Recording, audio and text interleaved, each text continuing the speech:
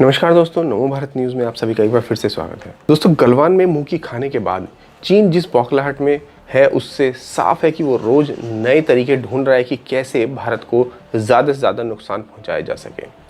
अब इसी कड़ी में चीन के सबसे बड़े दुश्मनों में से एक दलाई लामा और भारत को लेकर बहुत बड़ी खबर जो है वो सामने आ रही है। चीन द्वारा तिब्बत पर किए गए कब्जे के बाद से दलाई लामा भारत के शरणार्थी हैं और उसी दिन से चीन लगातार भारत की ज़मीन पर कब्जा करता आ रहा है और भारत द्वारा किसी को भी शरण देना हमारी बहुत पुरानी परंपरा है। और इसी परंपरा के तहत भारत ने तिब्बत से जान बचाकर लौटे दलाई लामा को शरण दी थी।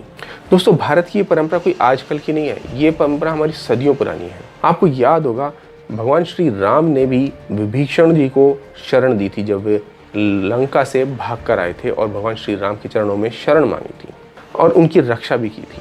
अब भारत की इसी परंपरा पर चीन हमला करने जा रहा है। क्या है पूरा मामला, ये मैं आपको बताऊंगा, लेकिन आपसे आग्रह है कि इस वीडियो को ज़्यादा से ज़्यादा शेयर करें और कमेंट में भारत माता की जय ज़रूर लिखें। दोस्तों, 1000 करोड़ रुपए के हवाला घोटाले के आरोपित चार्ली पेंग के बारे में एक बड़ा खुलासा हुआ है।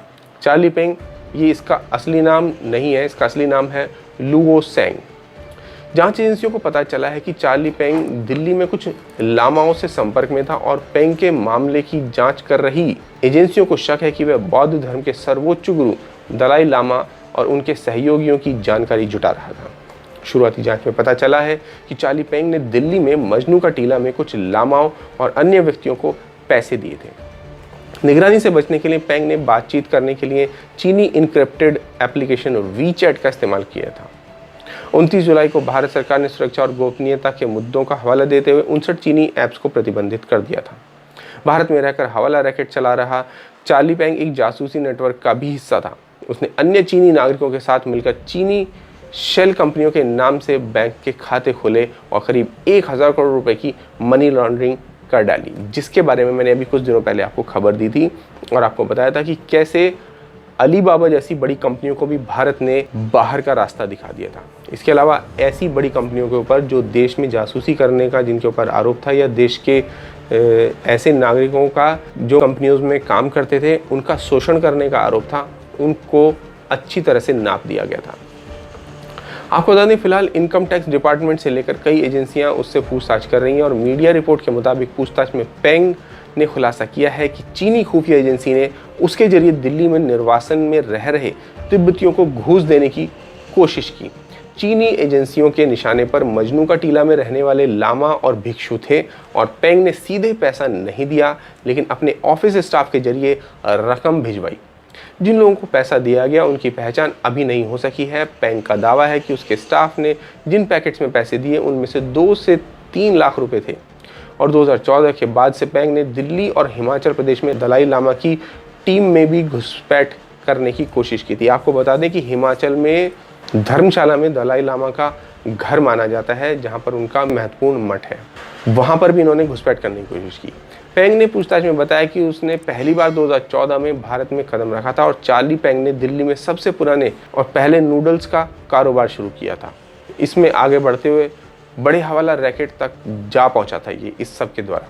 पेंग को पहली बार साल 2018 में दिल्ली पुलिस की स्पेशल सेल ने गिरफ्तार किया था। हालांकि कुछ दिन बाद वह जमानत पर रिहा हो गया था और इस बार उसे फिर गिरफ्तार कर लिया गया। पूछताछ में पुलिस को जानकारी मिली है कि चार्ली पेंग 2009 में 6 तिब्बतियों के साथ पैदल नेपाल चला गया था और नेपाल में वह 2009 से 2014 तक काठमांडू के पास गेलू मठ में रहा। पेंग ने वहां अपना औषधि और जड़ी बूटियों का कारोबार किया। इस काम में उसे अच्छी मोटी कमाई हुई और मठ में रहने के दौरान वहां के कुछ लोगों ने उसे भारत जाने का सुझाव दिया।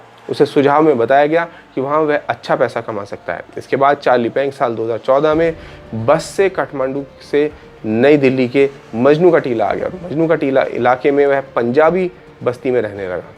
नेपाल मठ और वहाँ के दस्तावेजों के आधार पर उसने तिब्बती आई कार्ड बना लिया और चार्ली पेंग का दिल्ली में धीरे धीरे कारोबार जो है वो बढ़ता चला गया और उसने द्वारका में एक फ्लैट ले लिया। उसके बाद वह दलाल के माध्यम से उसने भारतीय आधार कार्ड और पैन कार्ड भी बनवा लिया। बाद में चार्ली पेंग द्वारका के गुरुग्राम शिफ्ट हो गया।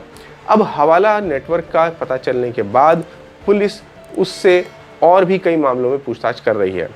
गलवान में हार झेलने के बाद चीन दरअसल बुरी तरह से बौखलाया हुआ है और इसीलिए वो अब भारत के अंदर जासूसी के कारनामे कर रहा है और इसी जासूसी के चलते उसने ये इतना बड़ा कांड कर डाला है।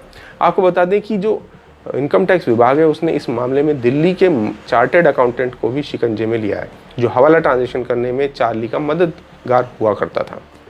संदिग्ध सीए करीब जो है 40 बैंक खातों का संचालन करता था, जिनके जरिए चीनी कंपनियों से ट्रांजैक्शन किया जाता था। हवाला कारोबार के तार हांगकांग से भी जुड़े पाए जा रहे हैं। इस पूरे हवाला लेन देन की तैयारी भी वीचैट पर हुई थी और आयकर विभाग ने इन खातों के जरिए करोड़ों का खेल खेल लिया था। वहीं हवाला की रकम को लेकर आईटी विभाग की पड़ताल जारी है, क्योंकि कुछ अन्य बैंक के कर्मचारी भी उनके रेडार पर हैं। चीन की बड़ी मछलियां भी इसमें शामिल हैं।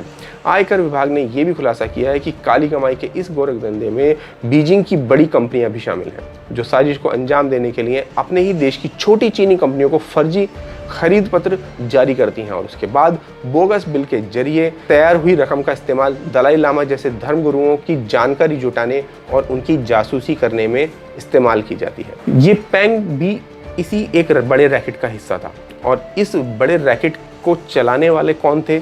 वो चीनी आका, जो किसी भी चीनी कंपनी को जब किसी भी देश में भेजते हैं तो उससे पहले अपना पूरा सरकारी तंत्र और महकमा उस कंपनी को अन्य किसी देश में सेटल करने के लिए झोंक देते हैं। जी हाँ, दुनिया का कोई भी देश किसी भी प्राइवेट कंपनी को विदेश में इतनी मदद नहीं मुहैया कराता जितना कि चीन कराता है। जी हाँ, दरअसल सरकार और चीनी प्राइवेट कंपनियों के बीच एक साठगांठ होती है। चीनी सरकार प्राइवेट कंपनियों को इन्हीं शर्तों पर काम करने के लिए परमिट देती है कि वो विदेशों में जाकर चीनी सरकार के लिए जासूसी करेंगे और इसी शर्त के तहत टिकटॉक, वीचैट जैसी जितनी भी चाइनीज कंपनियां थीं या ऐप्स थीं, वो भारतीयों का डेटा चुरा कर चीन को बेचा करती थी। आपको याद होगा, आप कभी भी मोबाइल फ़ोन ओपन करते थे तो आपके मोबाइल फ़ोन पर सिर्फ वीवो, ओप्पो जैसी चीनी मोबाइल कंपनियों के ही ऐड आया करते। या आप अगर कभी कोई वीडियो आप प्ले करते थे यूट्यूब पर तो सिर्फ और सिर्फ ऐसे प्रोडक्ट्स के ऐड आपको दिखाया कर जाते थे जिनमें से